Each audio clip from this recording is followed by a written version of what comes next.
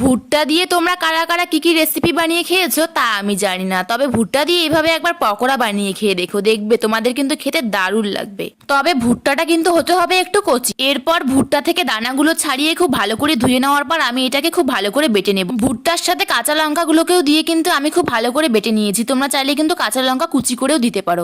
আমি কিন্তু এখানে সেরকম বেশি কিছুর ব্যবহার করিনি, দিয়েছি একটু বেশি করে পেঁয়াজ কুচি, পরিমাণ মতো লবণ, হলুদ, লঙ্কা গুঁড়ো এবং জিরে গুঁড়ো, সবকিছুকে একসাথে খুব ভালো করে মিশিয়ে নিলে কিন্তু আমাদের পকোড়ার উপকরণ একেবারেই তৈরি হয়ে যাবে। এরপর আর কি, কড়াইয়ের মধ্যে তেল খুব ভালো করে গরম করে নেওয়ার পর পকোড়াগুলোকে এপিট ওপিট গোল্ডেন ব্রাউন করে ভেজে নিলে কিন্তু আমাদের ভুট্টার পকোড়া একেবারেই তৈরি হয়ে যাবে। তোমরা কিন্তু অবশ্যই একবার এই রেসিপিটা বাড়িতে ট্রাই করে দেখতে পারো বন্ধুরা, সত্যি এটা কিন্তু খেতে খুবই দারুণ লাগে।